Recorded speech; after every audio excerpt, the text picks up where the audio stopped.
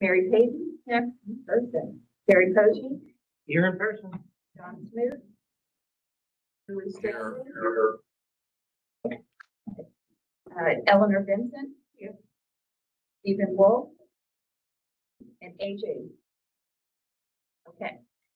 Now I need to verify that each of the remote participants' voice is clear, audible, and at an appropriate volume for the meeting room. We're not going to participate. I'm now just going to go back to the folks on the phone. Let's see, I'm going to go back to the top. John Boylan. John's going to be calling in. Joe Fay. Richard Kennedy. Carrie Kincannon. Carrie, can you unmute and let us know you're here and where you're calling from and the reason? Let me figure this out. Can you hear me? Yes, there it is. Okay. I'm here. It's Carrie Kincannon.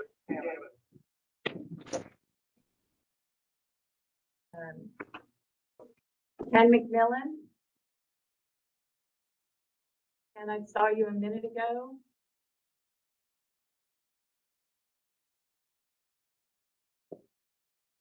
And Mr. McMillan joined again. It's not showing up as a device. But if you join so that we can actually make Saw it him. happen. Okay, thank you. John Smoot again for the record. Yes, John Smoot can hear and see and from Alexandria. Did I miss anybody? Oh, John Boylan, I see, has joined us. John Boylan. John, could you, if possible, unmute and let us know where you're calling from and the reason you're missing? John Boylan, Lakewood, New Jersey. Better. Thank you. Great, and I see for the record that Richard Kennedy has joined us. And Cookie Bliss. Yes, Cookie Blitz from Fairfax.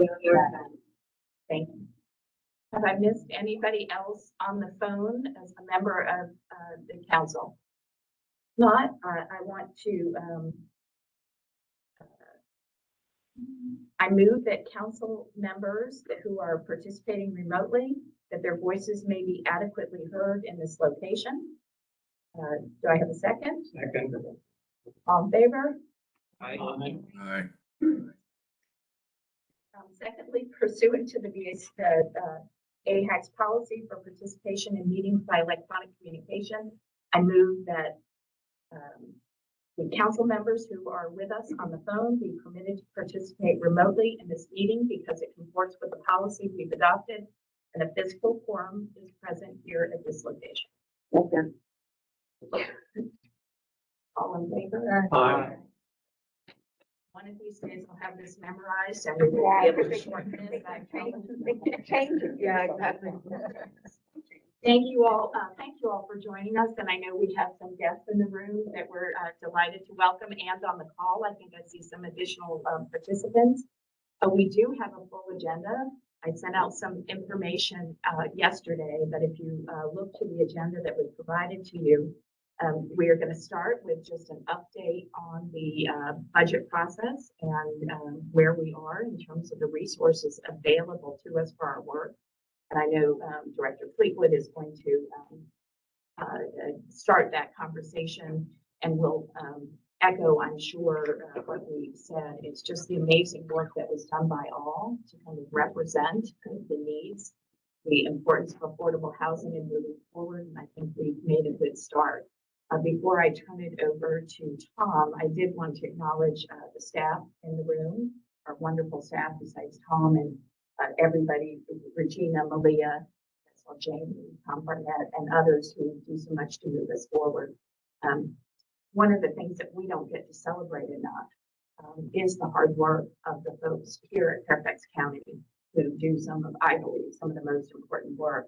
I'm excited to tell you all that Tom Fleetwood is being honored by Leadership Fairfax next week, the Board of Supervisors breakfast with a very prestigious award for public service, the Kate Hamlin Leadership Award. So.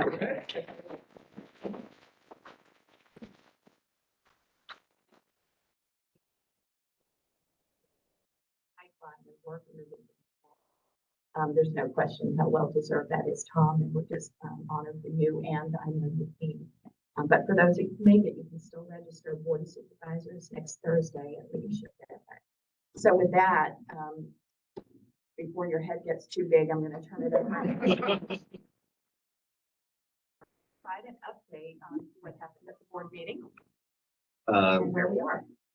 Thank you, Madam Chairman, and thank you for those very kind comments. And as I attempt to unblush, I do want to, the first thing I want to say to this body is thank you.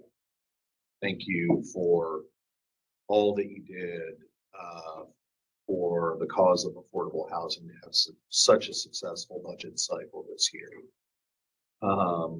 We're not done yet. We have a long way to go.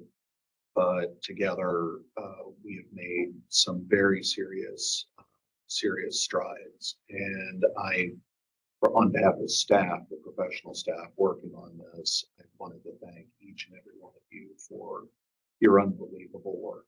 In the years that have led up to this, that have been very challenging, and where we are now. So, the long-term investment in advocacy, the long-term involvement in the work of affordable housing. This work is not just something we do in a day or a week.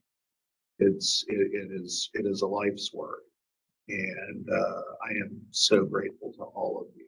And with that, it is because of you and because of the support of the Board of Supervisors that I can tell you that we expect that we're going to have $31 million to make available through our RFP process this year.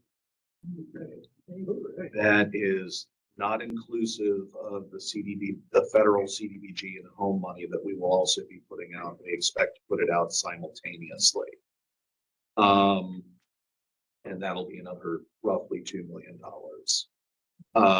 As you know, the board in adopting the budget not only restored us to just a little bit over a penny, but in their budget guidance, they also gave direction to staff to move towards the second penny. And I think that is truly a recognition of the consistent, unglamorous work that you all have done from an advocacy standpoint, and to the incredible efforts of the staff, the Department of Housing and Community Development, and all of our terrific partners, many of whom are represented here at this table as well. Truly a team sport and a team victory. Currently, we have about 3,000 units in our pipeline. We're adding significant projects it seems like every week.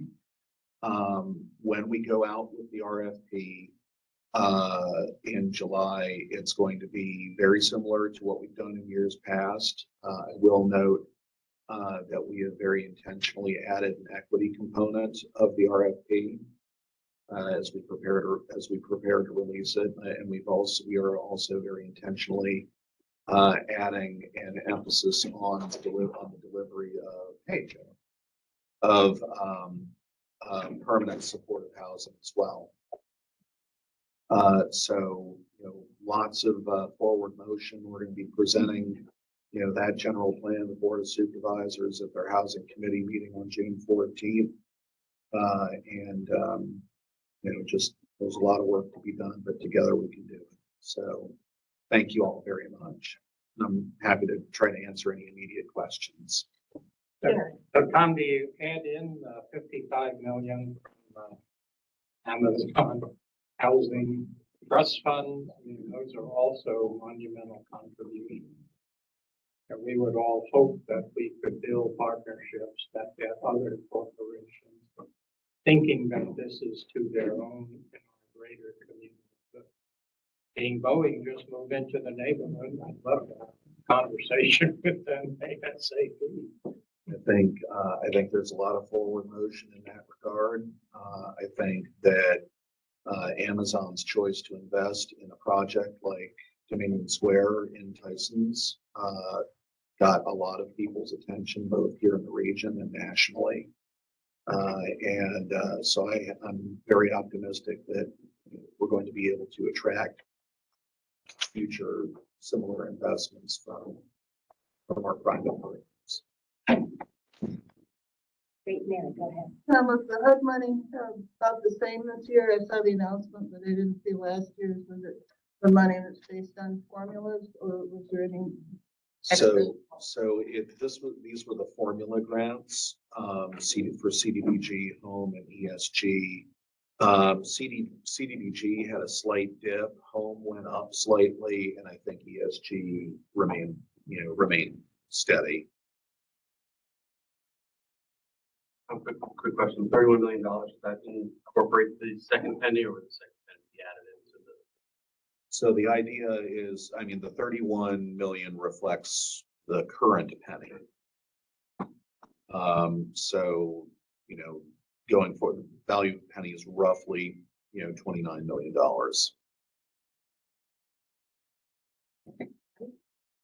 So thank you all. Welcome, Eva.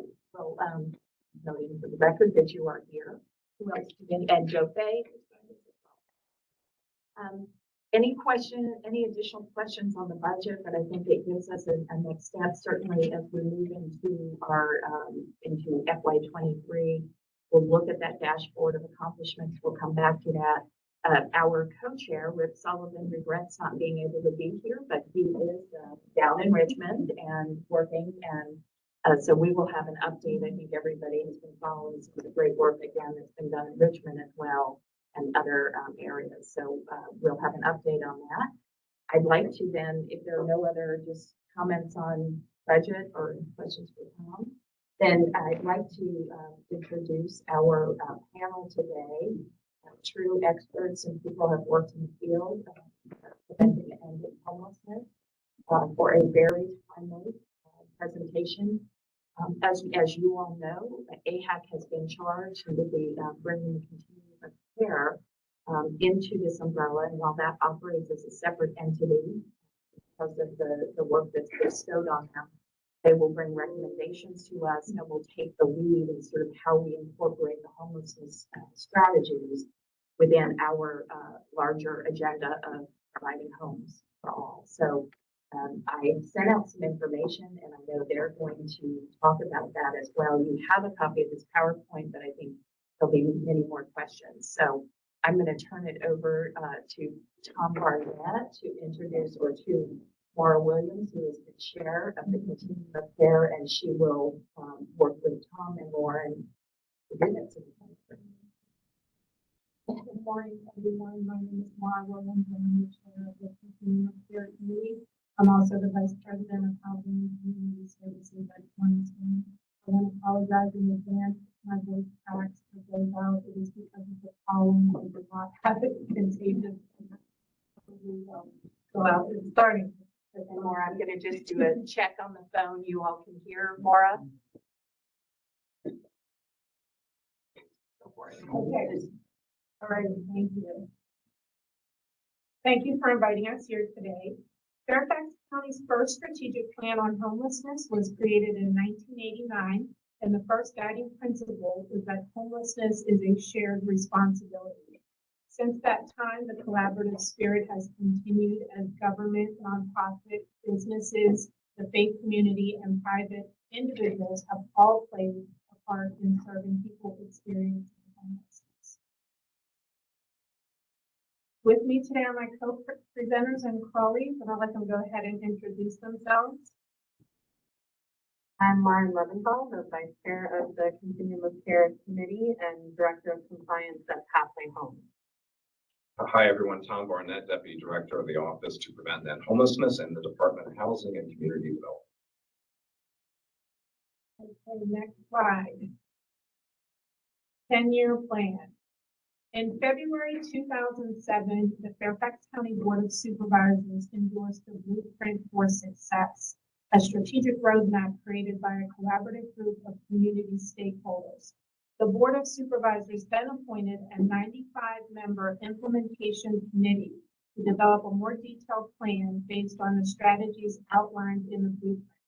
The participants included a broad range of community partners. The implementation committee presented its recommended plan to a joint meeting of the Housing and Human Services Committees of the Board of Supervisors in November 2007. And on March 31st, 2008, the Board of Supervisors officially adopted the implementation plan, which we called the 10-year plan. The plan defined a new way of responding to homelessness in Fairfax County, focusing on preventing and ending homelessness, not just managing it. Housing, not just shelter. Next slide.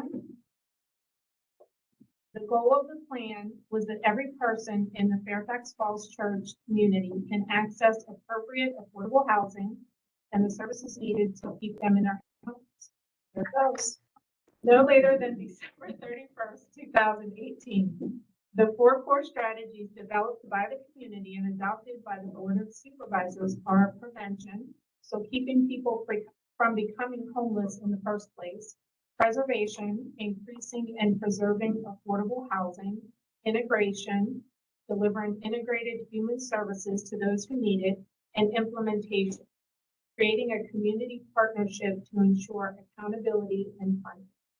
I'll now turn to my colleague, Tom Barnett, who's going to talk more about the collective successes and challenges in the plan's implementation. Next slide, please. Thank you, Maura. At the end of the 10-year plan, our community partnership presented a retrospective, presented it to the Board of Supervisors and shared it with the community at large. The 46% reduction in the number of people experiencing homelessness over those 10 years indicated that we had tapped into some successful strategies that could have a very positive impact. And using new data from our homeless management information system, the partnership actually increased effectiveness and efficiency in reducing the average length of homelessness for the average person and increasing the percentage of people that were exiting shelter to permanent housing. Very important. Fairfax County was also increasingly competitive for federal and state funding, which increased resources for people experiencing homelessness, specifically permanent housing options. However, for every person that we moved out of shelter, it seemed that there was always somebody to take their place. A recent book published by the University of California Press called Homelessness is a Housing Problem demonstrates through research that what drives the prevalence of homelessness in a jurisdiction is not the weather, illness, or substance use, but the housing market conditions. But homelessness is not just a housing problem. It's also a racism problem. The findings from a recent study reported by the Urban Institute in February demonstrated, and I'll quote here because it's quite profound, criminal justice histories combined with discrimination from landlords and employers create barriers for people of color attempting to avoid homelessness. Multi-system involvement and intergenerational poverty strain families' abilities to stay together and successfully avoid or exit homelessness. Respondents reported unconscious bias affected their treatment within the homeless system, and they were differently treated than their white peers seeking treatment and support. The findings go on to a great deal, but when you look at the population of Fairfax County being only 10% Black or African American, but the homeless population being 50%, it's a clear indication that this is driving homelessness, not just here in Fairfax County, but in many communities across the country. But this gets to the biggest challenge for us. How does a community change its response to homelessness when the causes are so misunderstood? In our own 2017 survey of people in Fairfax County about the causes of homelessness, only 9% identified housing, affordable housing, as a cause, or lack of housing as a cause for homelessness. Next slide, please. With the end of the 10-year plan in 2018, the Fairfax Falls Church Community Partnership entered a new era in its efforts to prevent and end homelessness. The following slides are going to touch on some of the latest trends in our collective work. Next slide. In 2020, the Office to Prevent and End Homelessness merged with the Department of Housing and Community Development. The result was one department that could serve people with the continuum of housing needs from emergency shelter to long-term affordable housing. And while the merger happened at the very beginning of the pandemic, we've already seen some very positive early results. The former Bridging Affordability Program has been retooled to better serve vulnerable people in need, including people experiencing homelessness, as well as people with disabilities, people fleeing domestic violence, and others. Similarly, by joining forces with the Department of Housing, we are now, as a team, we have the expertise to develop things like permanent supportive housing. Our staff on the same team have expertise around financing, design, and construction. And finally, the strong working relationship between HCD staff supporting both the Housing Authority and the continuum of care meant that we were able to quickly match all 169 emergency housing vouchers with people in need.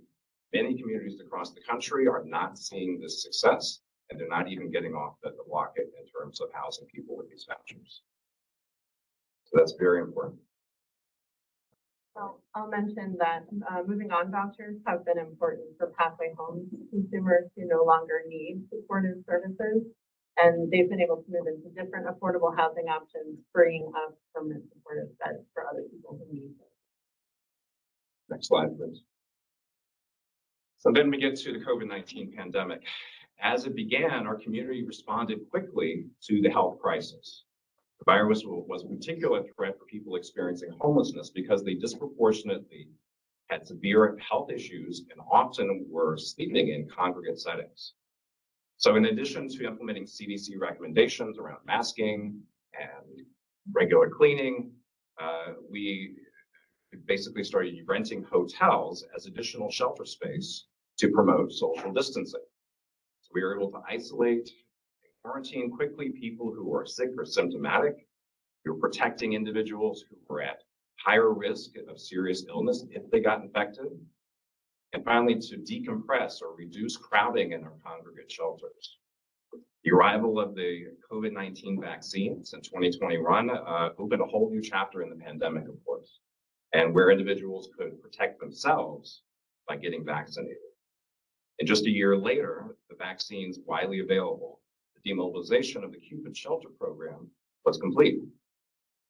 In addition to mitigating the spread of the COVID-19 virus, community partners maintained a commitment to preventing and ending homelessness.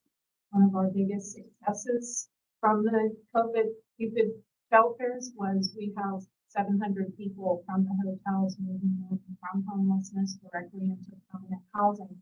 One thing that is important to mention, there were quite a few people who declined to move into housing from the hotels and chose instead to stay until the hotels closed.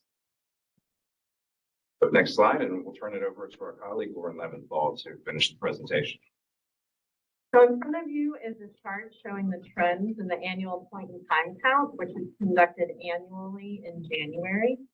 The top dark blue line is the total number of people experiencing literal homelessness. That is people who are sleeping unsheltered or in emergency shelters or transitional housing. The lighter blue line is the number of people in transitional housing, which you can see has declined significantly over the years. The green line represents the number of people in emergency shelter, which has increased. And finally, the red line at the bottom indicates those individuals who are unsheltered. The highest number of people experiencing homelessness was recorded in 2008, the same year that the 10-year plan was adopted, with 1,835 people experiencing literal homelessness. In this year's count, 1,191 people were experiencing homelessness, which was 3% lower than the year before, but higher than the lowest count, which was in 2017, when only 964 people were homeless. Relevant to the previous slide about the pandemic and the Cupid shelters, note that in 2021, the county had expanded its shelter capacity by 33%, and not coincidentally, the number of people counted as literally homeless increased by 17% compared to 2020. Finally, please note that the unsheltered count has reduced from a high of 228 in 2016 to only 57 in this year's count. Next slide, please. While the pandemic has brought new challenges for the community, there are evidence-based best practices that shine light on where we can be most effective. Housing first is the core approach under our current homelessness strategies, and its effectiveness has been reinforced by additional research, new federal definitions, and experience in operating programs. According to the United States Interagency Council on Homelessness, a housing first system orientation recognizes that people,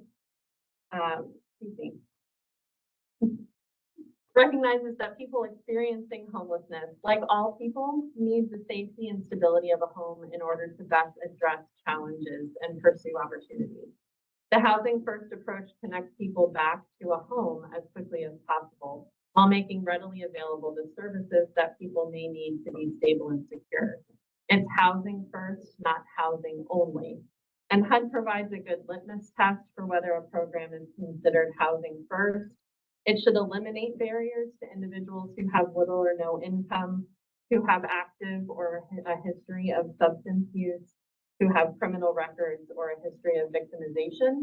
And a housing first program should also not terminate enrollment for individuals who refuse to participate in supportive services, fail to make progress on service plans, have a loss of income, or fail to increase their income, or any other activities in a lease that would not be in the usual lease for the geographic area of the program.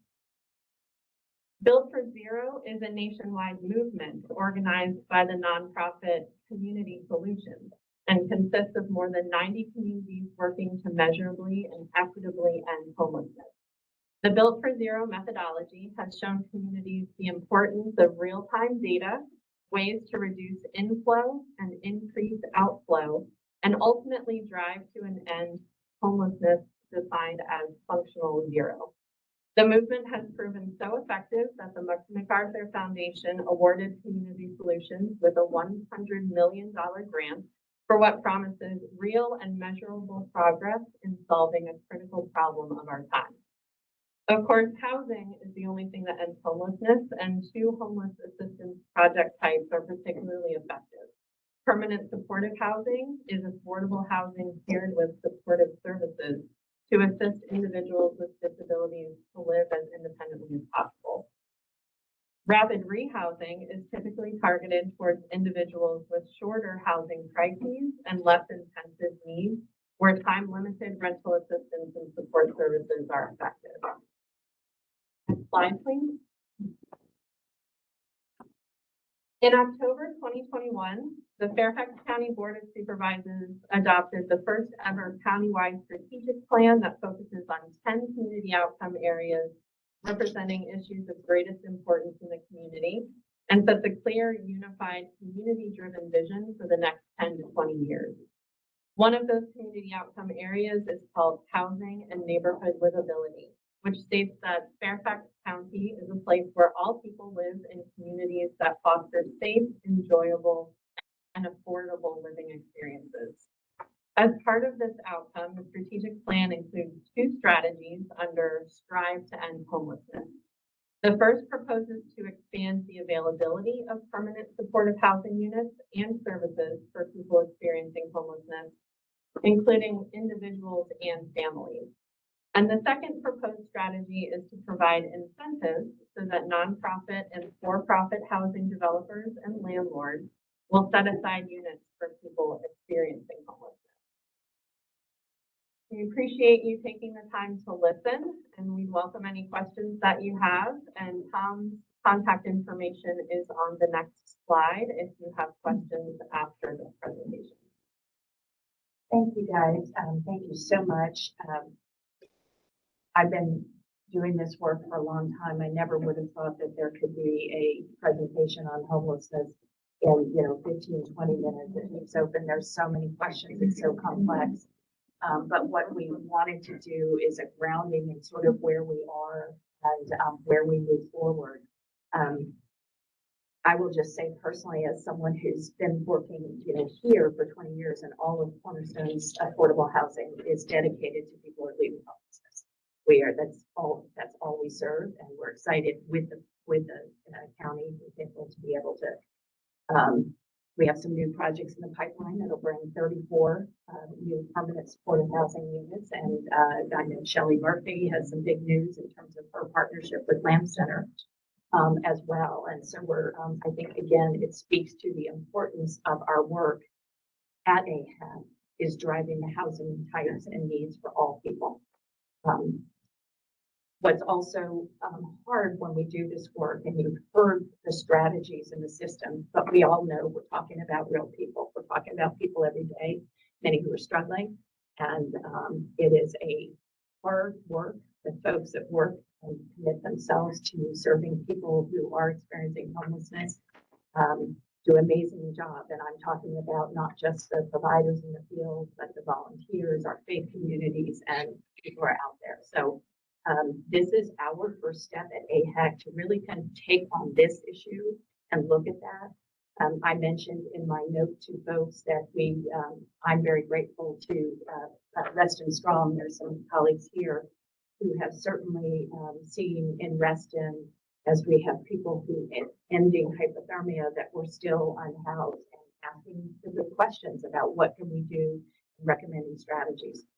Here today, we're starting the conversation about how the system works, what resources are currently available, and then AHAC and the continuing care will really begin to drive this conversation, taking ideas, taking the questions that we've had today for this next step in our strategic plan of where we are today and where we go from here. So I'm going to thank you all again and open it up to questions. I did suggest to the folks on the phone, I've got you on WebEx. We can hear you, but sometimes if you want to put your question in the chat, we can read it out so everybody can hear it. That's sometimes easier. We'll start with council members, and I will Gwen Minton. Maura mentioned the presentation that there are people who were housed in hotels who stayed in those hotels rather than the housing that they were offered. Could you elaborate on that and explain what kinds of explanations you give to the folks as to why they want to stay in a hotel versus the house? Sure, there's two sides to this. So I don't know how much you all know about the Cupid hotels, but everybody got their own room. It was free. They had 3 catered meals each day. They had laundry service that picked up their laundry and blankets and stuff and cleaned those for them and delivered them back. They also had cleaning service that came in their hotel with them. So it was a really nice deal. They also had lots of on-site staff, resident staff that delivered things to their room. We actually delivered the meals, came up, picked up the laundry. They really didn't have to leave their rooms unless they chose to. And for most people, we asked them to stay in their rooms so that they reduce their risk of catching COVID-19. We also had housing case managers on site, housing locators, nurses were coming to visit. So it was a pretty good deal. And so all of the different providers had staff that were meeting with people regularly, whether that was in person, outside the door, over the phone, over Zoom, Microsoft Teams, whatever they could do to talk to them about the housing resources. So we continue to offer all the same resources that we offer to people in emergency shelter or who are in our outreach programs. We had a lot of money to help people pay their first month's rent, security deposit. We even had money in the beginning to be able to pay rent for a whole year, full rent on a 1-bedroom apartment for a full year. So there were a lot of resources put behind us. And there were some people that took advantage of that and moved on, but we did have quite a few that really preferred to just wait it out until the COVID hotels closed and then take their chances in the end that they would then engage with services and move on. And, that was that actually said. some of them did, yeah. I'll take my chance. And I was going to say that the end date for the COVID hotel moved several times. And so You know, and so I'll take my chances, and that got extended, and then I said, well, okay, I'm good for the next 7 months now, until, so it was that as well, adjusting the end dates, adjusting those conversations, but it was never ending. The conversations were never ending because we all knew at some point this will end. We may not know the exact date, but at some point this will end, and we really want everybody to be able to move on to permanent housing. And that was clearly one of them. Absolutely. What was the percentage of those who stayed versus the whole population that came back? I'm sorry, but I couldn't hear that. Could you? My question was, what was the percentage of those who chose to stay, versus the whole population that took advantage of the CUBIC program? Like, are we talking about a minority? Are we talking about a large chunk that decided to just wait until the very end? I can't give you an exact answer to your question, but I can give you a sense of scale about how many people we served in the hotel program countywide. It was just over 2,000 people. 700 plus moved to permanent housing straight from the hotels. So more than half chose to stay. But I'm not saying that the remainder chose to stay. Some people came and went, may have gone back to one of our main shelters after they recovered from the illness. There are many different situations, but that gives you some sense of scale.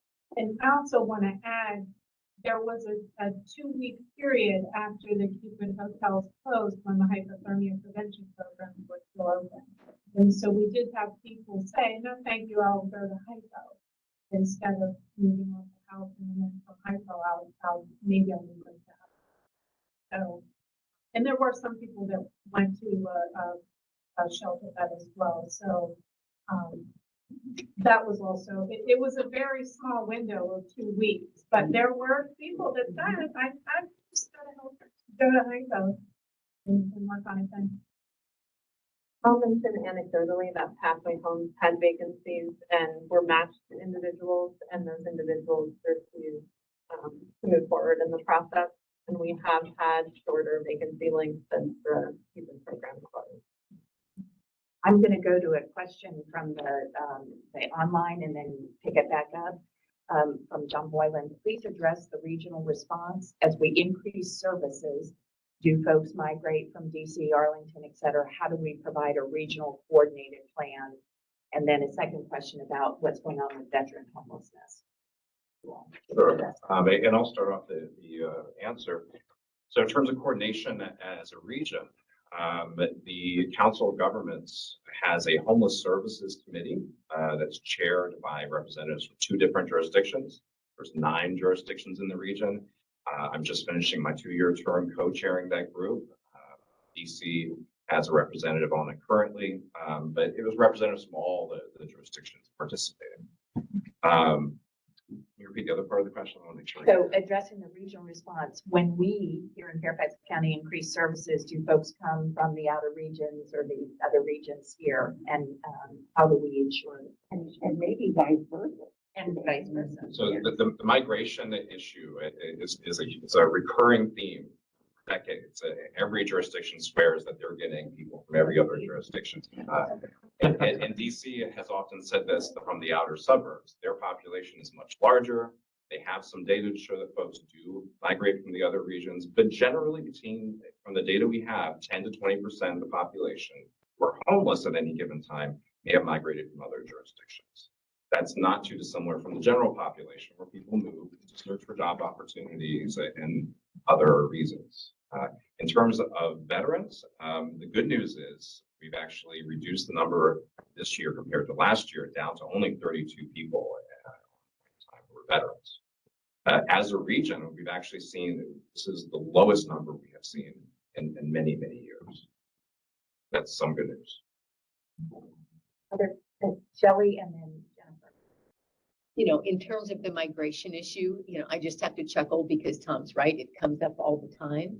I think the thing we have to remember is Fairfax County is not the only jurisdiction that increased services during COVID, and many of them had programs that were very similar to the ones we're hearing about today. So it's not like, there was this giant increase in services in one jurisdiction that made everybody show up.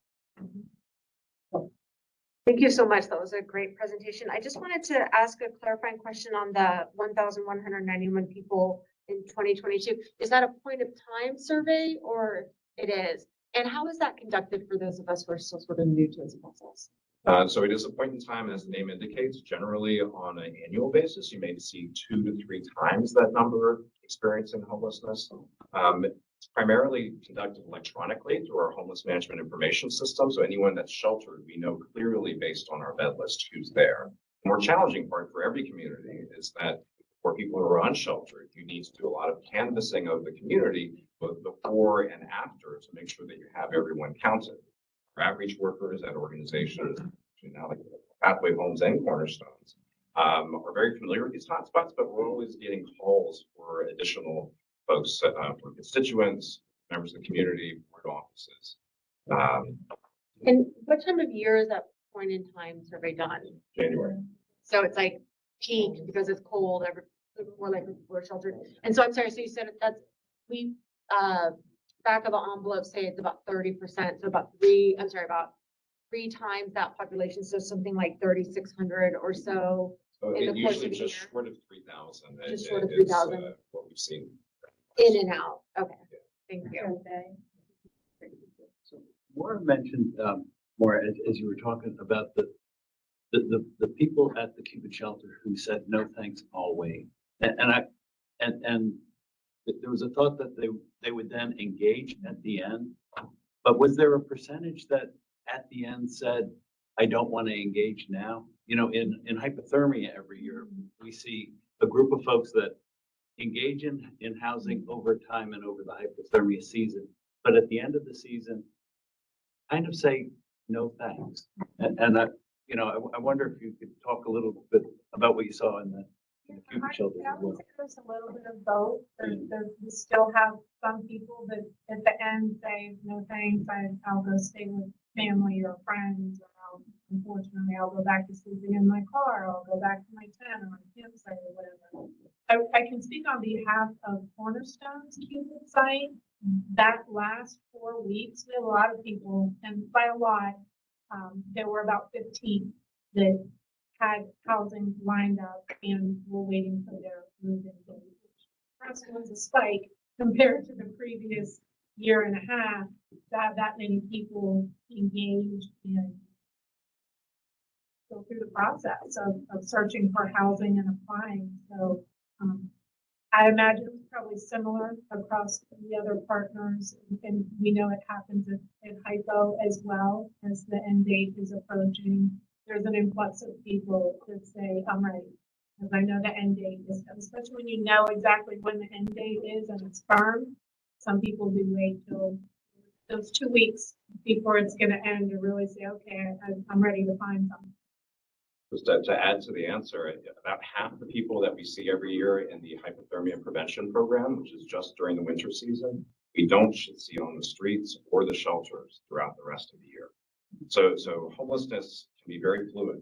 People who may come in and out of homelessness and their housing arrangements may be quite chaotic.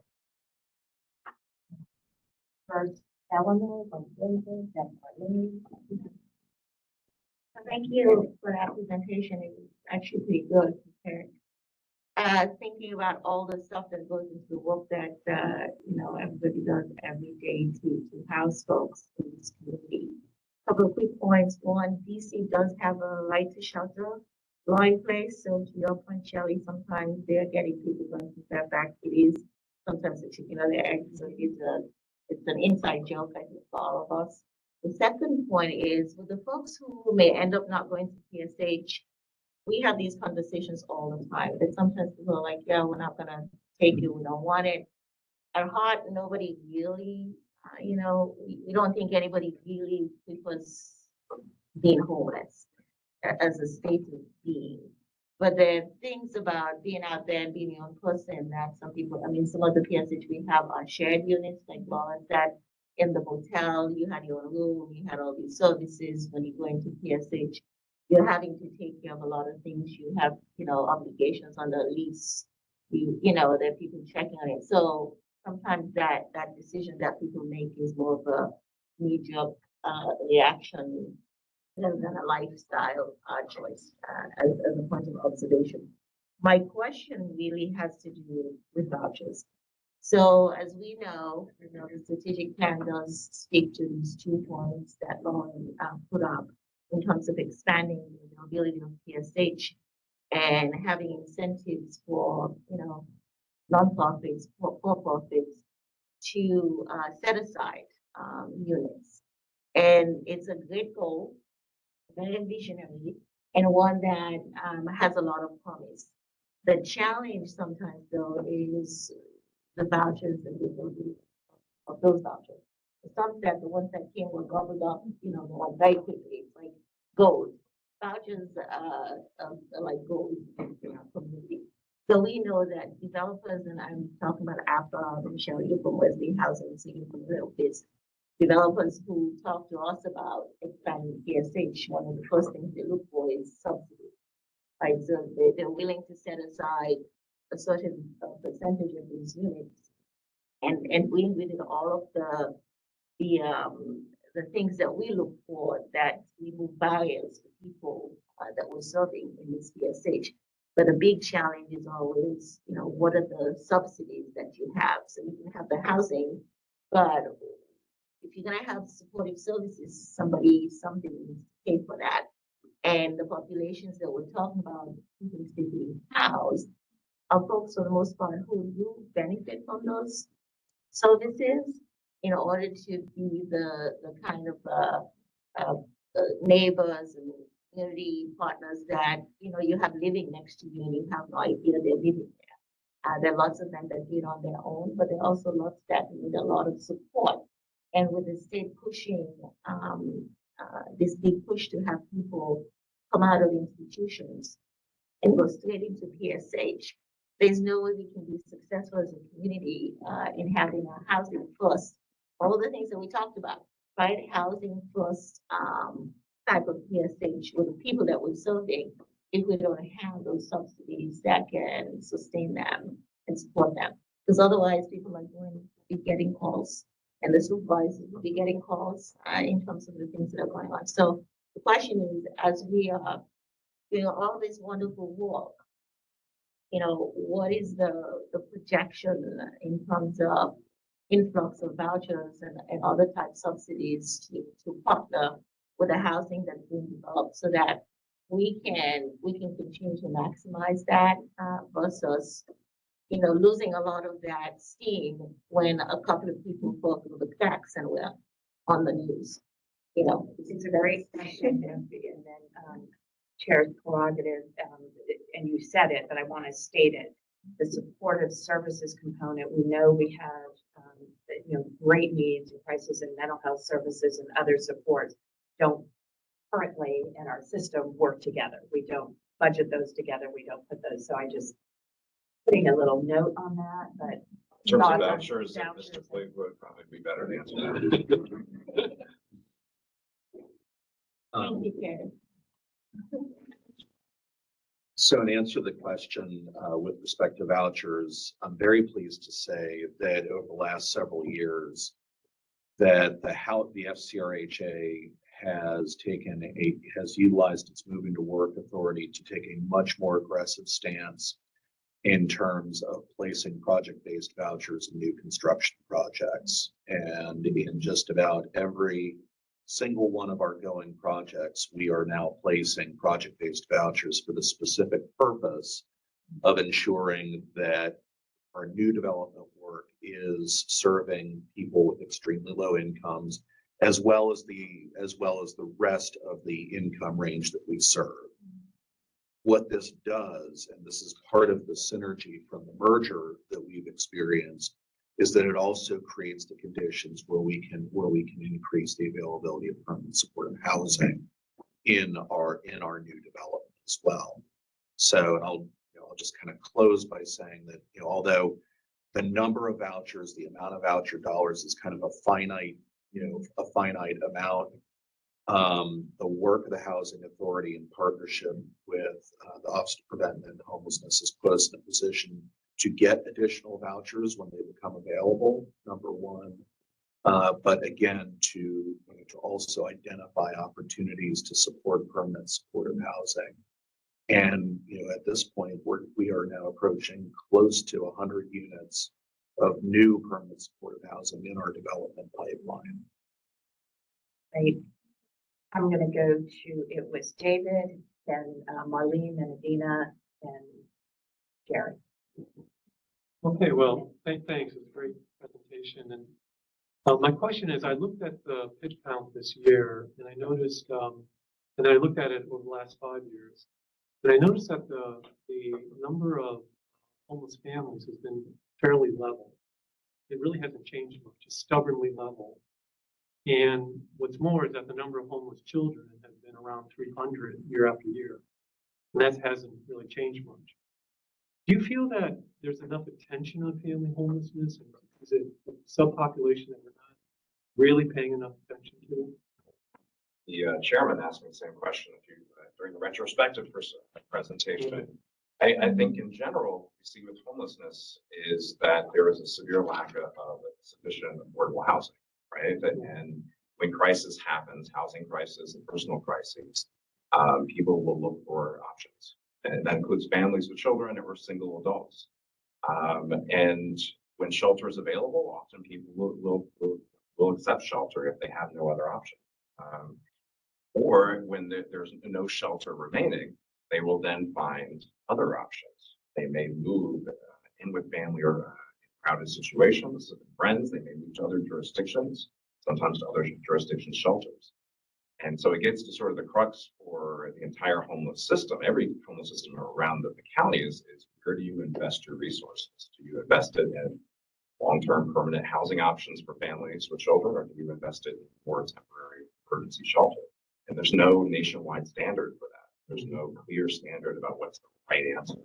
So are we under or over serving families or singles? I don't know how to answer that question. We have seen declines in the number of referrals of homeless families for several years, for at least 5 years, which is great news. We're doing more prevention, more diversion from shelter. Being homeless is a traumatizing experience. Being in a shelter, it is an institution. You have curfews, you have rules that don't always fit your needs. And that's part of the challenge around shelters is you need to create safe, welcoming environment, but you also need to provide some boundaries. But it's not like the rights and responsibility you have in housing. Right. We don't have a rental agreement, not a tenant in any way. Right. So that's a long answer to, and not a good answer, but I think that's kind of the dynamics that we're looking at. Well, I think you also raised a good point about the diversion. I think that's very important to highlight. I mean, so much of that happened through COVID and, just the amount of rental assistance that went out. Every family shelter provider you talk to right now is very concerned about the end of the emergency rental assistance and what that might mean. How much the county has invested through the pandemic to keep families and individuals safely housed and landlords, and the number is astronomical, the number of families served. And so it does speak to what we know. We know what the numbers say, we see what the data says, but certainly ask anybody in the schools, we all know that there are people who are very fragile, very probably unsustainably housed right now with families. It was Marlene. Thank you. Mary, I'll come back to you. We've been talking about hypothermia, and now that that's frozen, we now, and it's going to happen more, are leaving without very much time into the time of year when the heat and we've heard, everybody's heard how high the temperatures are going to be this weekend, and it's only mid-May. So I've been wondering for years when and if the county is ever going to start thinking about providing help to people, sometimes emergency help to people, or the other thing that can kill people in addition to cold, and that's heat. And this is particularly an issue for those folks who are the unsheltered homeless. It actually can affect many people because there are folks who live in Fairfax County who don't have air conditioning in their own homes. But I'm particularly interested in the homeless. Right now, as far as I can tell, it's very informal. There's stuff on the county website that says if you don't have air conditioning and we're having a heat wave, you can go to the movies, you can go to a mall, You can go to a library, you can go to a county building and just pull up. But that's not a program. It's nothing like. And is there any chance that anybody is planning, thinking, because what's happened is that that our summers are getting, we all know this because of climate change, are getting hotter and hotter. So we're having not just maybe 1 week, or a couple of weeks, or a couple of days every summer when it's really hot. We're gonna have a lot more. And it's just getting worse every summer, so. So currently, there are no plans to open hypothermia prevention programs, but I will add to kind of the information you were sharing. Many times the shelters do activate what we call a no turn away status when the weather is extreme, and it's not just heat, but derechos. I remember that as a good example, storms of all kinds. But there's also a significant difference between the winter and summer, and that's the overnight temperature. Where the overnight temperature in the middle of the worst of winter is much more life-threatening than the overnight temperature during the worst of summer. Now, I hate to split hairs that way, but I think that's the sort of intention behind the hypo versus the hyper.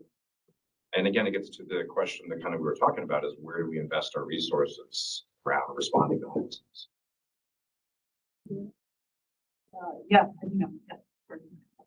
You talked a little bit about the funds that were available during the COVID program and the number of folks that you were able to support were welcome. And seeing the trends on the chart was great.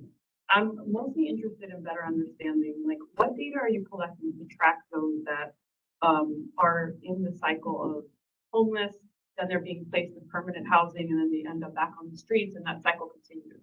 I'm thinking of it more from, recidivism, like in criminal activity, but what data is available and how are you tracking that trend and what are we doing to address it? Yeah.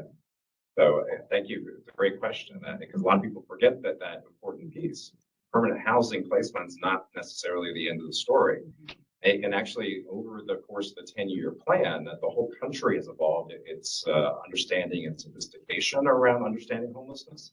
And so the Department of Housing and Urban Development has actually established measures which includes that returns to homelessness. And so you could go to the HUD website, and we have a dashboard that our team has created that shows system performance measures, including returns to homelessness. And so that is an important part of the picture. Essentially, you're looking at a whole flow through our homeless system, preventing, ending, and preventing again to make sure they don't return. So what's our number? I'm hesitant to kind of speak to it off the top of my head, but I'll be happy to share a link to our information after the meeting. If I can, the second part of that question is, what are we doing to kind of address that? Not having the data now is great. Like, it's great to see that, in print or whatever the link may be, but can you speak to a little bit about what are we doing? Yeah, so I think that gets to the preventing and ending efforts. So you need to make sure that the placements into housing are appropriate, right? If somebody needs supportive housing, a 3-month rental assistance is not going to do it. And so we try to engage with what we call progressive engagement, using resources as efficiently as possible. You see how you need to step up your intervention. So housing placements is a big thing, but the prevention side, about someone's been housed for a long period of time, housing first is a big part of that. You need to hold them accountable to the rights and responsibilities as a tenant, but connect them to things like coordinated services planning when they're late in the rent because they lost their job, or other mainstream resources like food pantries and clothing closets to help reduce their expenses so they can pay for rent. It's kind of on the bookends, preventing and ending in the best way possible. Is this a follow on? I will allow it and then go to Mr. Okay, thank you. Thank you, I appreciate it because I wanted to, if I could just add to that, the whole what are we doing as a community? I think in very concrete terms, one of the things that we're doing as a community is providing those supporting services that help to keep people housed. Because the reality is that a lot of folks that we have, remember the HUD prioritizes people with chronic homelessness in terms of getting into PSH, at least with the COC funds. And some of those people that are coming to us are sometimes more and more the sickest that you'll find they've had the longest, years in homelessness. They've gone with illnesses that are untreated, sometimes not only by comorbid but morbid conditions. They've lost some of those skills that we take for granted, or because they've not used it, they're not doing so well. And really, the one factor that we found that keep people housed and stay housed long term is having those supports that you can flex. So when they need you, you come in and you're on the ground and talking and advocating with leasing communities who are not always very open and welcoming when something seems out of the ordinary, and making sure that people are held to all of the regulations in fair housing, being the advocate, being there to support people. And really, I think that is one of the key factors in keeping people stable in health, at least from what we see. I think it's one of the reasons why we can say to you that 96 to 97% of the people that we have every year stay housed year after year. And that's the key piece. Is that in permanent supportive housing, like perpetually, or the folks who move into permanent supportive housing then get back on their feet, for lack of a better term, and move upstairs to a 50 or 60 or 70% AMI? If they have a subsidy, it's one of the ways that they move from PSH to something else. But most of these folks are on fixed income, at least the ones that are 30% and below AMI. But they do, there's a pipeline, but it's making sure that we have ways to get them through. So it's really important. I love the point, Nick, you're raising, which is this is like the continuum of care. And if we at AHAC think, ginormously, we're talking about a social safety net, having a few people fall through into the terrible scourge of being homeless for a multitude of different reasons. And, we're always constantly I'm trying to ask myself, well, what's the best right thing for us to be pursuing? So after this year's hypothermia sheltering, the North County Government Center witnessed, the development of a few tent camps that, lifted up the visibility ginormously that we have homelessness in our community. Having been part of Joe's family of faith institutions that do 1 week's worth of kindness and sheltering and feeding, I've always been wondering, why can't I grow more of a mobilized advocacy? Because when I first did hypothermia sheltering at the UUCF congregation as part of a core faith community partnership, I looked in what used to be well known to everybody, more known to people my age, our local Vienna Oakton telephone book. It listed 59 faith communities just in that geography. So my head said, oh my goodness, if each of us could take 1 week, that's beyond 52 weeks, right? And for just one person, so that we in our little region would have had a multiplier effect of moving people into the continuum permanently. Maybe in an Eleanor situation, they needed all sorts of special additional services. But I think we're very interested, how do we measure our effectiveness and impact from our programs? And what can we do to utilize points in time, like we're ending hypothermia, to grow communal awareness and then build support systems to say we can and we must do better? It's just an open question in my mind. How do we make sure the AHAC strategic plan of 4 areas integrates into the COC committee's work, so that we are also sharing, the budget work, the advocacy work, the community education and awareness work, the, racial equity work, because we need many more than just the folks around this table. I'm recognizing Sarah and Reverend Walton in our audience today. They've been leading the charge in many ways to lift up communities in need. And we need to figure out, how do we partner in ways that makes us all feel like we are trying to get a lot more done than we've ever done before, and we're looking for innovation. How do we do things better and maybe differently? How do we promote innovation across the whole system that becomes cost effective and rebounds to Tom's original presentation, which is increasing as we know the needed budgetary resources to be more responsive.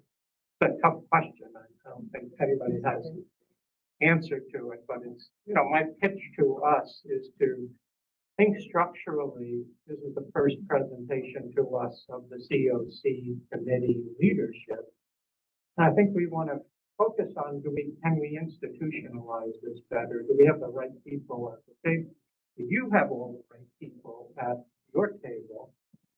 And if not, how do we build better into that system? And I could just think of 2 or 3 leaders in the faith community hypothermia sheltering who could be powerful, smart advocates with you in your work. I could think of people with lived experience whose compelling testimony really helps to lift up the sense of communal need and appreciation of the success that we have in trying to meet hard to meet challenges. So I'm off my stuff so far, but just want us to think a little bit more. How do we build more energy into our collective system?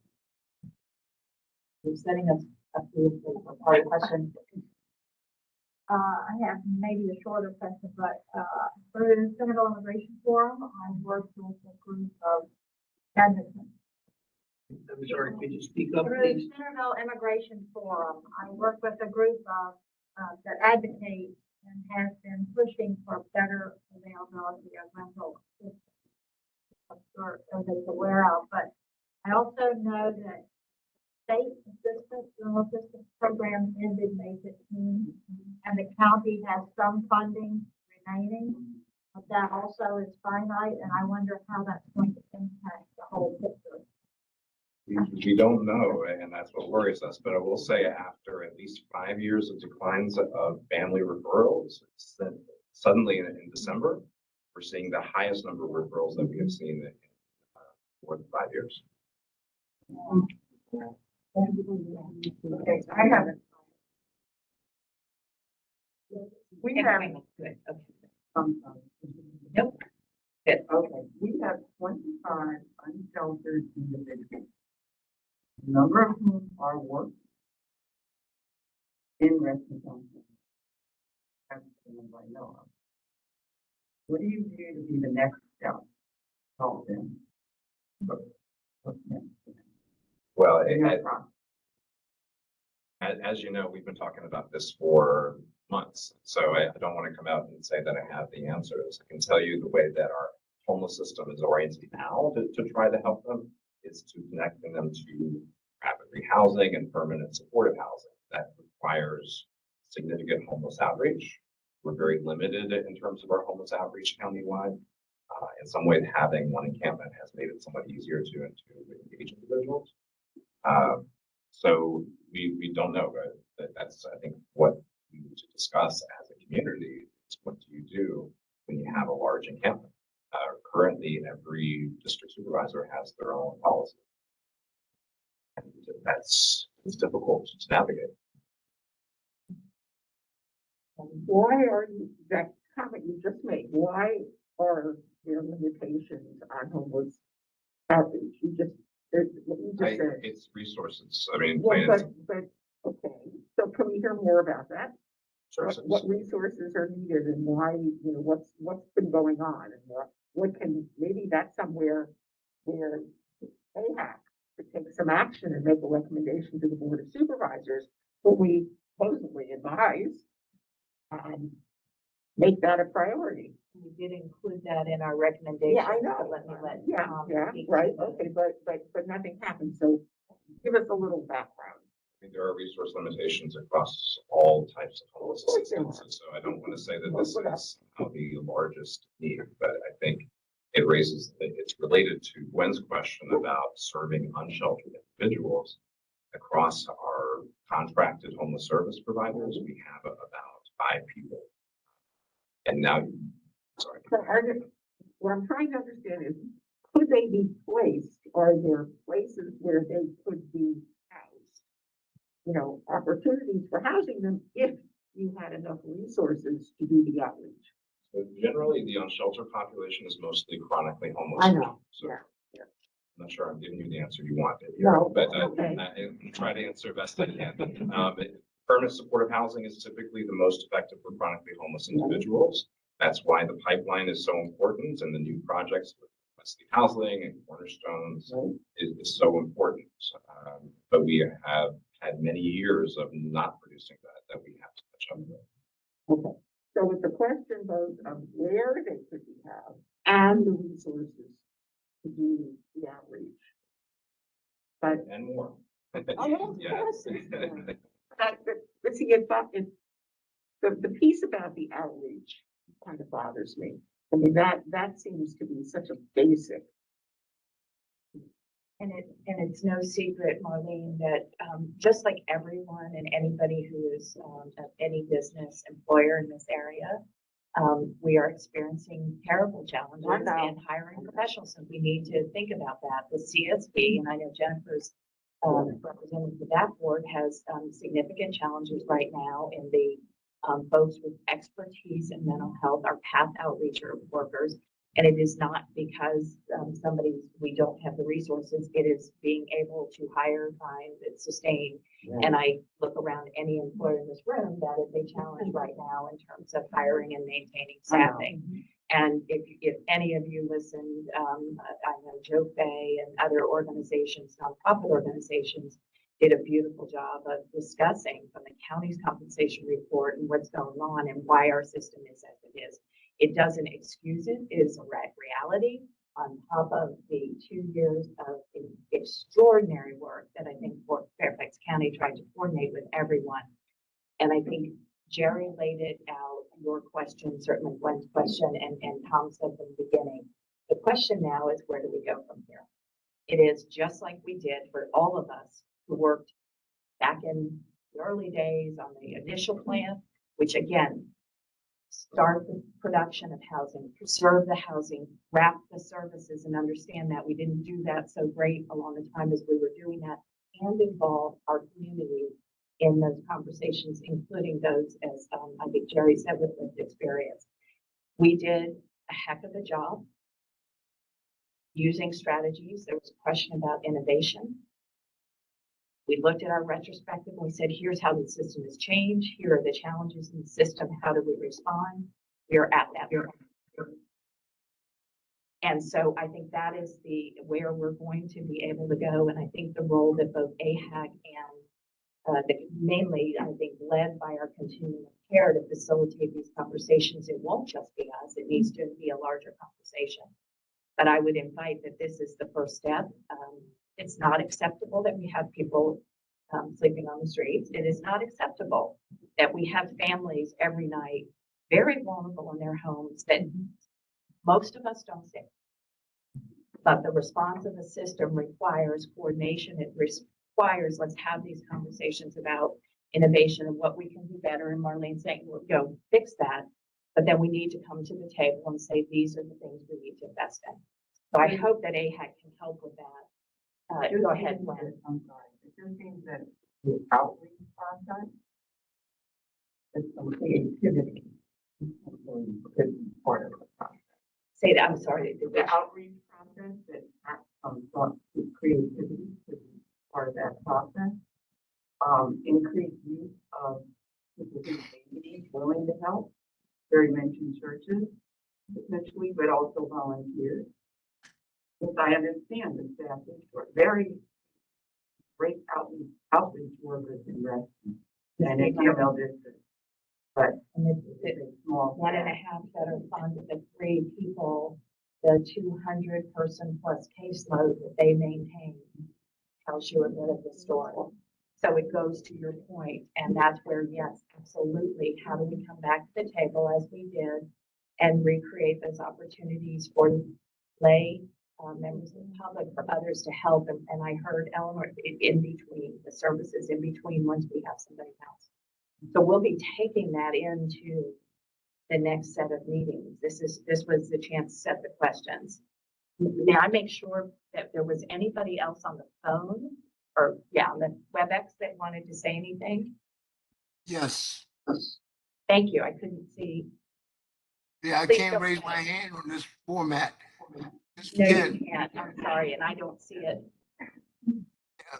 Yeah, there's no, we got some of the things that we could use.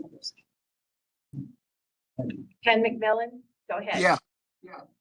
Okay, so I got to start off with one question. And I'm getting an echo effect here that's making me. But the first question is, how many people that are sitting in this room have actually been homeless?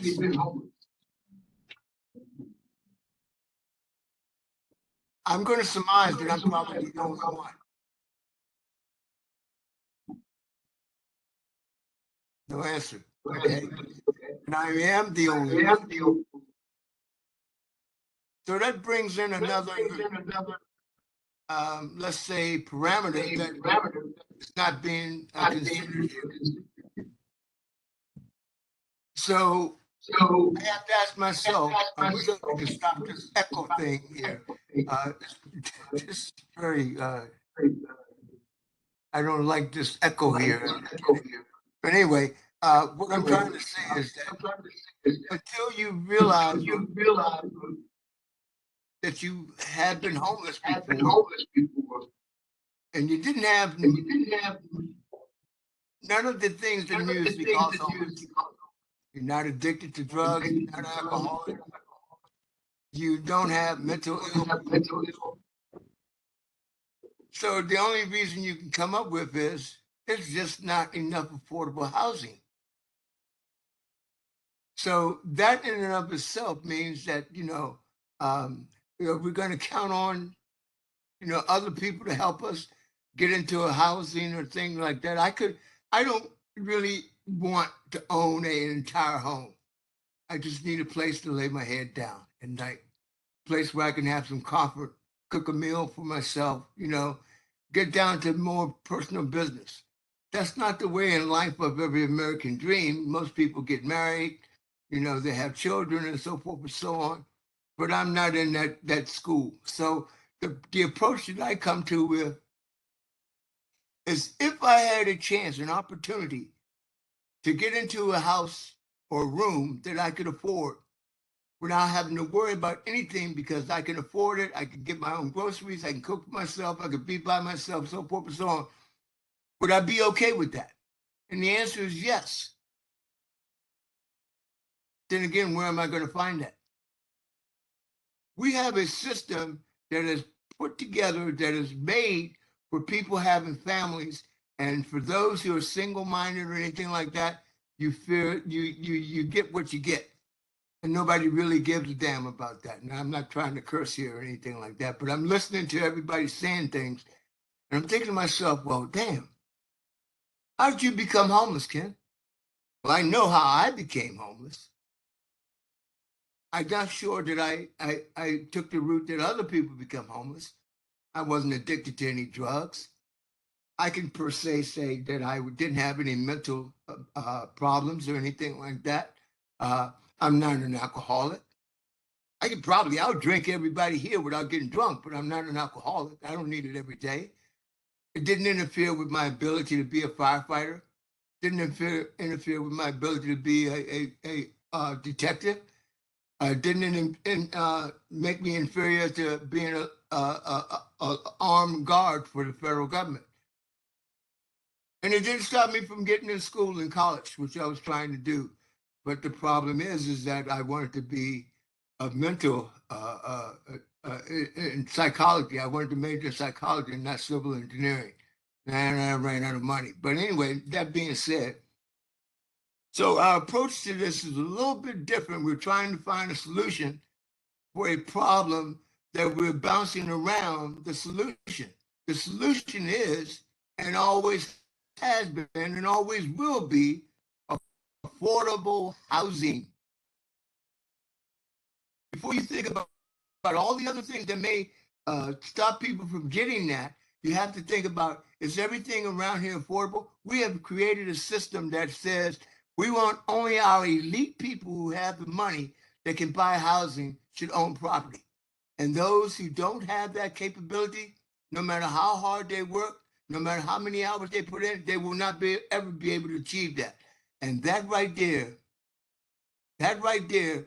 is almost like a planned thing that they're going to keep other people from getting up and rising to a level where they could be self-serving of themselves. It's almost like a strategy. And unfortunately, we can't get our heads around that because we don't want to believe in that kind of conspiracy. But hey, I can't say much about that conspiracy, but I think a guy who was elected president that should never have been in the political force at all had a lot of strategies about what was and what's not real. So my point to you all is this.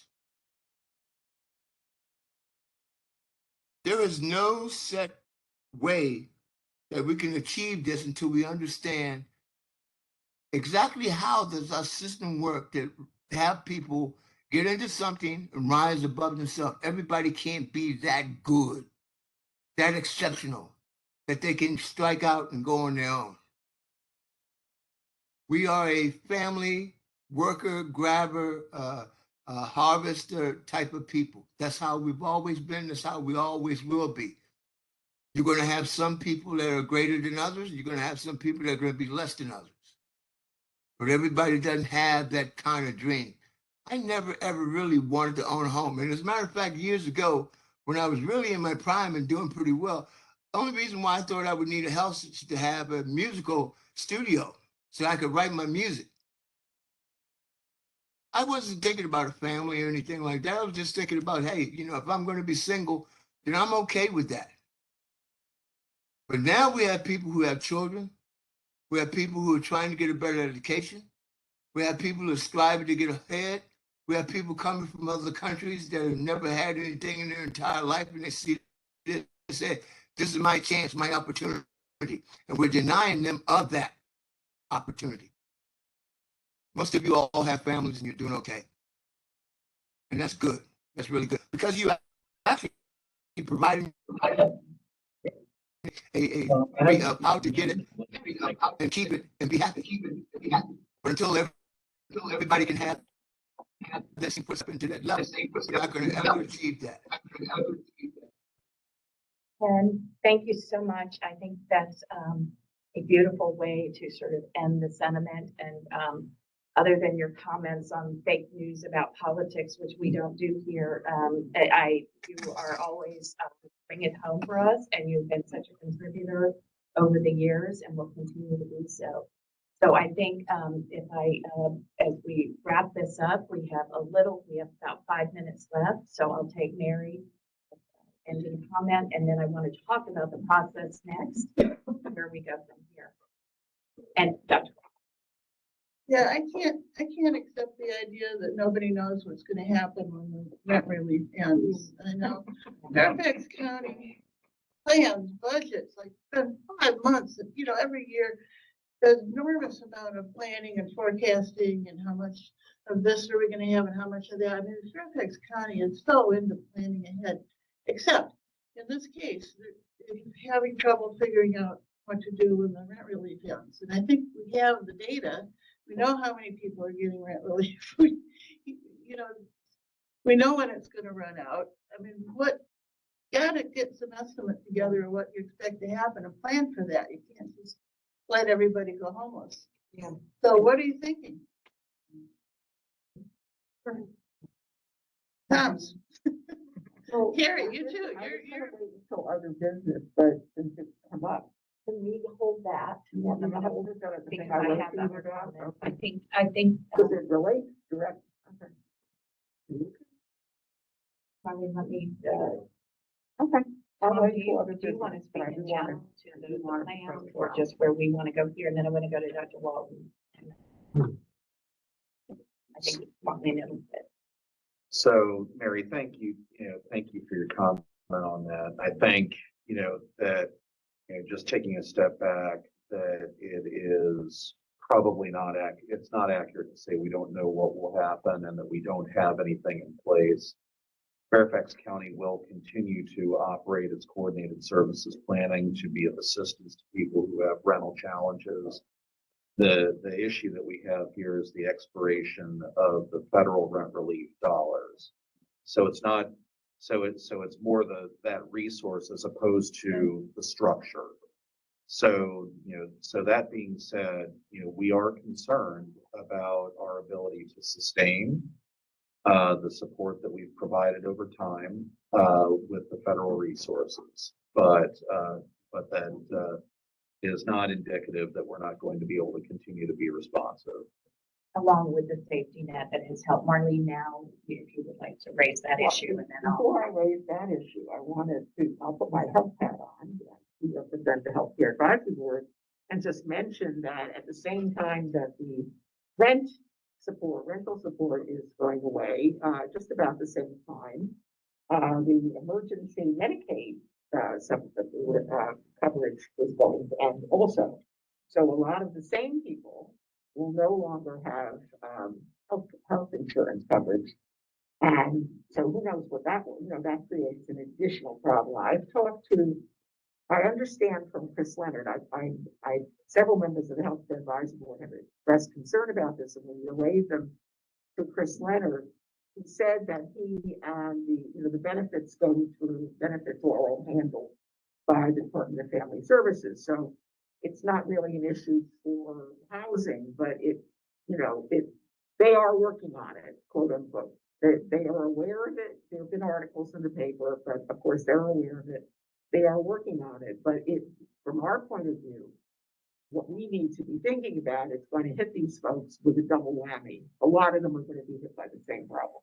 So just certainly, and I think there will be opportunities for us over the summer to address again the continuing budget challenges and the resources. Since the board did reduce the tax rate, there may be more room going forward. Jennifer, quickly, and then I'm going to Dr. Hall. I want to just echo Mary's comment. I think it's a really, perhaps even opening the door for an action item or report back for next month, because you're like reading my energy, Mary, because I was thinking the same thing, that surely we know the number of individuals, we know the number of families who are receiving rent assistance, we know the expiration date. Are we asking them, do you need ongoing rent assistance? What is your plan? Are some of these applications indicative of that? For lack of a better term, how are we weaning them off of that rental assistance? And I think that an advisory committee, I would love to hear, we have 500 individuals, 200 families, 700 people. This is the plan. 50% of them already have a plan in place. They will not need ongoing services. 50% of them, this is how we're going to assist them going forward, because it is scary. It feels like a cliff. And maybe it's not a cliff, but I don't think we're feeling that. We're feeling like it's a cliff. And maybe it's just like a nice glide down. I think it would be really helpful for us to hear that from staff. I think that would be wonderful if you have, I know you guys are always getting tasked with so many things to do, but if you have the bandwidth to share that information with us, I'm speaking for myself, and I hope for some other folks that might help with understanding what we're looking at coming down the road. Perfect.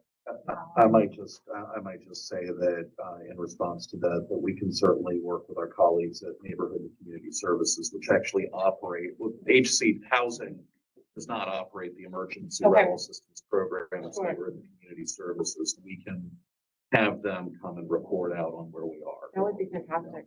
Do you want me to bring up is this the time for me to bring up that issue I approached you? I think you can. I know please, and then we'll. I will try to do it as quickly as possible. The Alliance for Human Services met last week, and we discussed the problem of several of our members brought up the issue that there have been really astronomical rent increases across the board, not just for folks in low income housing or whatever. It's across the board, which affects the housing market overall and puts pressure on the lower level. And so there seems to be and I learned from Carrie that when COVID, in the early days of COVID, there was some sort of, pledge or agreement made between the county and some of its housing partners. We brought that forward as a model that had been Right. used to try and Right. scale out. Yeah, the question was, would it be possible for the Board of Supervisors at this point now to reach out to as many landlords as possible, not just the usual suspects, the ones that the county is used to working with on lower income housing, but, and who accept vouchers and all that good stuff, but across the board, because if folks who are middle income, say, have a huge increase in their rent and can therefore no longer afford that housing suddenly, which they are experiencing, they have documentation, then they need to move out and maybe go into lower level or become homeless. I mean, this is sort of from a broad perspective, a homelessness prevention issue. So the idea is that if basically there have been communities where the governing body has somehow gotten the landlords to say, okay, we are going to raise rents, we got to do that, but we're not going to go above a certain percentage. And should the AHAC send a memo to the board suggesting strongly that the board do that? I don't know how to frame it exactly. And I don't even know if the board would be open to it, but it's worth a try. So may I take that as That's a my recommendation and work with Tom and staff in terms of one for the upcoming housing committee, just as we're thinking about the state of the community, and we can get you an update, but also as we come back on this readily, I take that as a recommendation. Shelley, there's been checked. We need to be careful. Sure, thank you. This is a really slippery slope. I know how we have handled rent increases and how we're going to handle rent increases, but that's because of who we are. We haven't increased rents in 2+ years. This year, as we are looking to increase rents, because at some point you have to in order to operate your properties and pay your mortgage, we will do it from the standpoint of looking at the level of rent burden of each of our residents. We can do that because they income certify. A market rate landlord can't do that.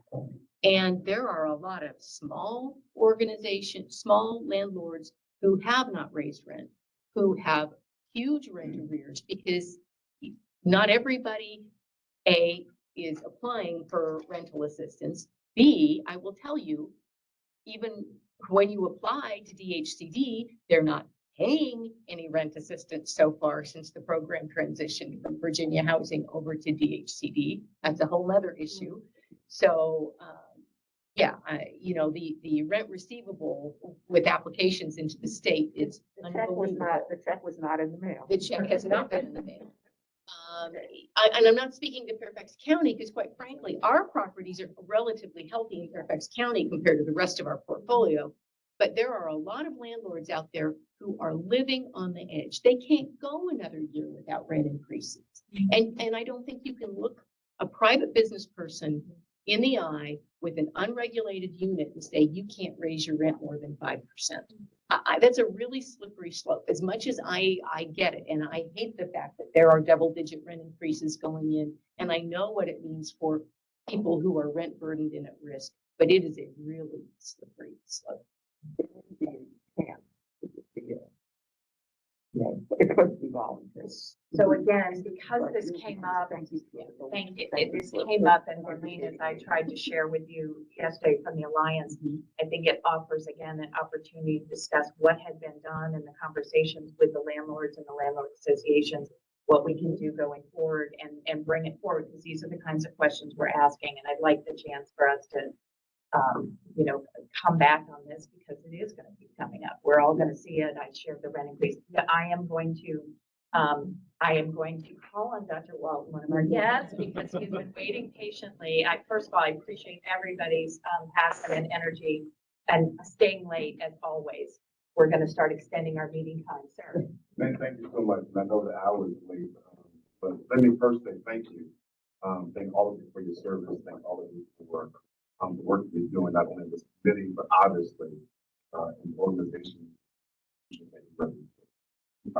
My life was changed about 40 days ago, in the Thursday, when I was introduced, to residents of the city. I have been in ministry for nearly, pastoral ministry for nearly 25 years. I've done a lot of work, nonprofits, homelessness, food, scarcity, but 30 days ago, my life was changed in a way that I never expected it to be. And it was changed simply because for the first time that I realized I not only saw the term homelessness, and I had faced it, I had struggled. I walked the encampment. I literally have, and there were several occasions, watched people prepare themselves for work. I've talked to people about having gym membership, showers. I've heard stories about their struggles in terms of navigating the system. And I know that these are complex issues. They're not going to be solved overnight. And I recognize our journey and hopefully everyone has permanent. That's our goal. But I want to go back to Winslow. Thank you for a very direct question. And the first question is, and I believe I heard you say, please correct me if I heard you incorrectly, that every district supervisor has their own policy on the unsheltered encampment. On the unsheltered encampment. That is correct. As I hear that statement, and I've had several conversations with several supervisors, several things that's concerning me. And number one is I've been told several different reasons why the Cupid program ended. I heard today very clearly that the date for the program had changed on several occasions. People warned about it coming to an end. What concerns me is that I've had supervisors to say to me that this was done without any conversation with them, and that they were surprised that this program was coming to an end. And when I asked for the reason that it came to an end, I've heard reasons from funding to staffing to the hotel owner. Funding is not necessarily an issue when you have $111 million available to you to provide housing temporarily for these individuals. Mary talked about being solution oriented. I know there are long-term issues we have to deal with, but right now we have 25 approximately living in tents between two sites. For the life of me, I just really cannot understand if we have access to $111 million and there are supervisors who are willing to support a temporary Cupid program extension at some level to house specifically the Fairfax County residents, not outsiders. For the life of me, I just can't understand why it is so difficult to make that happen. I'm asking this committee to make that one of your action items. And I'm asking the supervisors. I go to supervisors, they'll say, let's hear from the committee. But I'm coming to the committee. Let's hear what the committee has to say to inform the supervisor. 25 people. And to the point that was made earlier, some may say no, they don't want to go. You know what? When I go to a hotel, I enjoy late checkouts. And you know why? Some of the amenities there are better than the amenities at my house. If I want to maximize the hotel, I get it. I understand. But we're talking about 25 individuals. I'm asking that you search within your hearts, you search within your souls. If you told me that money was an issue, I could deal with that better. But we're sitting on $111 million. Money is not the issue. Staffing may be problematic, but I'm certain as to what Jerry said with coordination between community partners and volunteers, and even hiring additional people, you may have to raise the wage. But we're talking about, I cannot emphasize this, 25 people and access to $111 million. I recognize that is not the permanent solution, and I don't support it as a permanent solution. But I tried to come today simply to say, if money is not the issue, then it's simply a matter of will. Nothing else. Nothing else. It's only a matter of will. And if you don't want to do it, just say, Rev, we don't want to do it. We don't want to do it. We don't, and I would just have to accept that and deal with the consequences thereof. But I believe we're at a point in place of will. Last thing, and I'm done. Hand raised an excellent point. I've never been homeless. And no one raised their hand around the table about being homeless. But if you haven't, I encourage you, visit the encampment. Talk to the people. Hear their story. Put names to the faces. Hear them talk about their children. Hear them talking about going to work. Hear their struggles. And Carrie, I know you and your staff are inundated. And we have to help each other. But when you hear their story and look into their eyes and recognize all of them don't have mental health issues. Some do. Some have addiction. Some don't. We have to work on finding a solution that helps everybody. At this point, it's a matter of will. I simply ask, you're designed to inform the supervisors, and there are some supervisors who are willing to make a commitment to some type of extension to the CUSAC plan, Cupid plan. Why? What's difficult? That's all I And have. on that, Rev, that was a big amen, and thank you for that comment. I think that brings us home. That is why this group has been convened. It is why we wanted to start today with what's going on in the system. The number is actually, remember, this is a countywide issue. We're not talking about just the people that may be in Reston. So in fairness, as we've done things here, we've left other people in the cold without resources. So that's why we want to come at it, why we want to start as a continuum. Which brings me to our next steps here. We are planning some monthly meetings. The executive committee will be announcing those dates, and we will be reconvening after this meeting to figure out the next steps, working with, I know, Supervisor Faust in preparation for the housing committee so that we can move forward with some recommendations. So I'll have those dates out to everybody. I think we had them on the slide for where we move forward and working with the continuum here. And I would accept that recommendation. We will bring that forward into our deliberations. Did you want to say anything more about the timing of the housing committee? So again, the housing committee is on the 14th of June, I believe tomorrow morning. We can certainly distribute the information about that. Yeah, and I think that may begin to address and set this up. I want to thank, is there any other comments for the good of the order?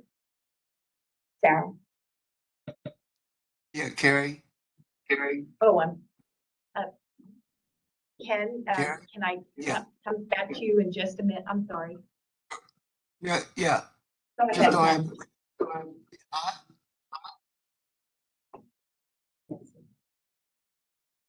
did you want me to go ahead? Go ahead, Ken. Okay. I just want to let, first of all, I want to thank Tom. Hopefully I'm going to be in a good place. And moving forward, I would, this is very, very hard for me because I can't be in person and everything. I'm with a system that we don't use a lot. I've never heard of WebEx. I like the other one better. I can't show my hand or anything like that, but I just want to say we are moving in the right direction. I've seen some positive things come up from the county and from you all who've been doing the work here and everything like that. But there's still some other things that we need to clarify and get through with. And I think that with this team that we have, we will be able to do so. Hopefully we'll be able to come to a meeting live. I just can't today because of my health issues. But I want to thank everybody who's helped me in the past, and so forth and so on. Okay, that's all I want to say. You can. Sarah? I'm going to keep this short because everyone else has said everything I need to. Just one comment is, Oscar Wilde said, experience is the hardest kind of teacher. It gives you the test first and the lesson afterwards. And we took the test April 4th. Today is 46 days. We are way past 30. We're Reston strong, so our focus is the people in Reston, but I'm sure the issue is across the board, across the county. I have a couple of very specific asks. I have questions for Tom and his team, and then I have a very specific ask for the council if to just consider. One is questions for Tom and the team is, when does the continuum of care start? Does it start from the night I become homeless and I'm on the street, or does it start from the day that you get them into the shelter first? If it's not the day I'm left sheltered, then there is a cost to that, and that is being borne by the most vulnerable people in the worst years of their lives. And I don't think that's fair to put that burden on them. The second part to that question is, we talk about rapid rehousing, we talk about emergency shelter. If you can help us with the timeline, we've got some approximate numbers before, that it's 75 days from the day you're at a shelter to when you get into a house, or, you know, it's 135 days from the street to housing. When I hear the word rapid rehousing, I'm thinking weeks. I am not thinking 75 days or 135 days. So those sort of stats and numbers would give us a better idea. And then for the council itself, we absolutely adore the work that the outreach staff do, Tom and his team does, but on the basic fundamental, on one point, the two groups disagree. And that comes to, we look at it almost like victim blaming. These people were offered homes and they didn't take it. Have we ever asked the question why? And that's what I'm asking the council today. You can look into that and say, why are they turning down? Why is somebody, this is not a luxury they're going into. The tents that Pastor talked about, they don't have access to bathrooms and do not have access to water. And yet they choose to stay in a tent instead of taking our offer for housing. So there must be something basically that we're missing.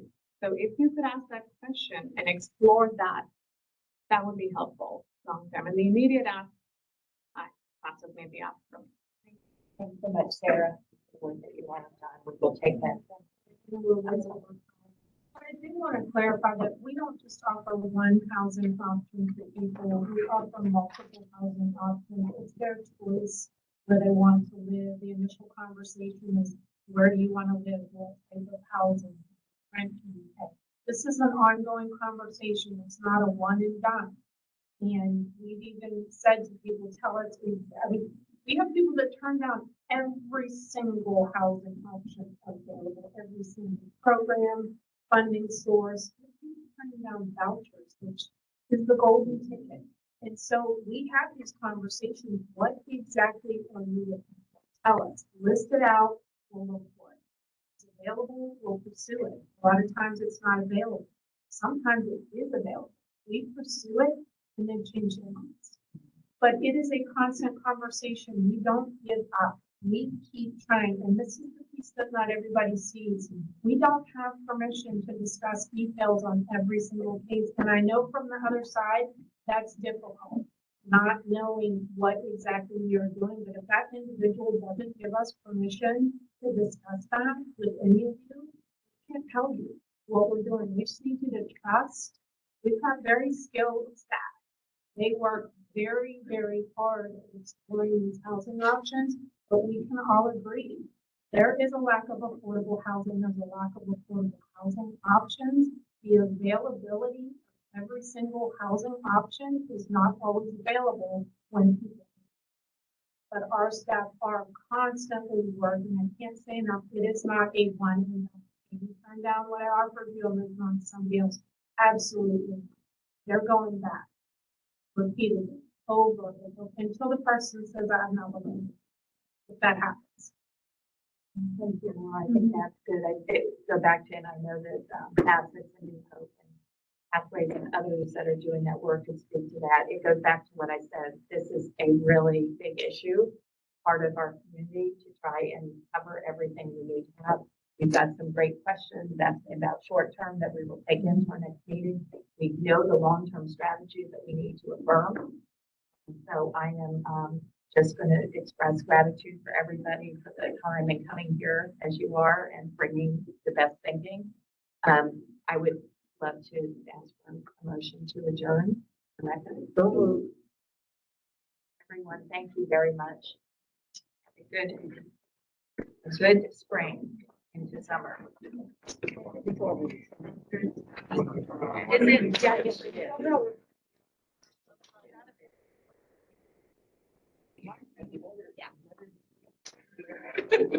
Yeah.